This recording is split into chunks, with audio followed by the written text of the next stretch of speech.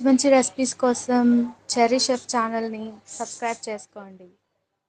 అందరికీ నమస్కారం. నేను మీ చెర్రీ షెఫ్. ఈ రోజు నేను మీకోసము బగారన్నం రెసిపీ తీసుకొచ్చాను. ఇది తెలంగాణ యొక్క ప్రత్యేకత.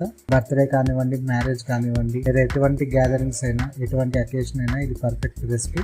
చాలా ఈజీగా, చాలా సింపుల్ గా దీన్ని రెడీ చేసుకోవచ్చు. ఇంకా వీడియోలోకి వెళ్ళిపోదామా?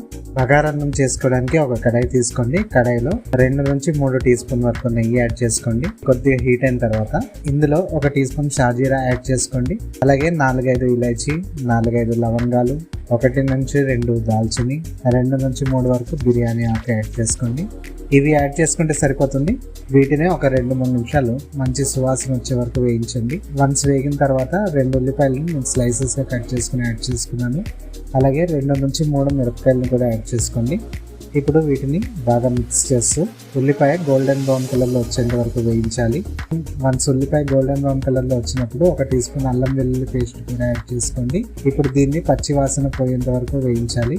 ఇప్పుడు మనం అరగంట సేపు నానబెట్టుకుని ఉన్న బాస్మతి బియ్యాన్ని యాడ్ చేసుకుంటున్నాము. మీరు నార్మల్ బియ్యాన్ని కూడా యూజ్ చేయొచ్చు. బాస్మతి బియ్యాన్ని యాడ్ చేసుకున్న తర్వాత ఒక 2-3 నిమిషాలు దీన్ని మళ్ళీ బాగా మిక్స్ చేస్తూ దీన్ని వేయించాలి. ఇలా వేయించడం వల్ల రైస్ ఫ్లేవర్ని పట్టుకుని చాలా టేస్టీగా ఉంటుంది.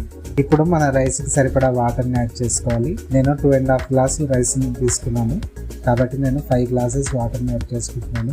వాటర్ని యాడ్ చేసుకున్న తర్వాత ఇప్పుడు కొద్దిగా సాల్ట్ కూడా యాడ్ చేసుకోండి. యాడ్ చేసుకున్న తర్వాత ఒకసారి మిక్స్ చేసుకుని దీన్ని ఒక పొంగొచ్చేంత వరకు మరిగించాలి. వీడియోలో చూపించిన విధంగా పొంగొచ్చి మరుగుతున్నప్పుడు దీన్ని లో ఫ్లేమ్లో షిఫ్ట్ చేసుకుని కవర్ చేసి 15 నుంచి 20 నిమిషాల పాటు దీన్ని కుక్ చేయాలి.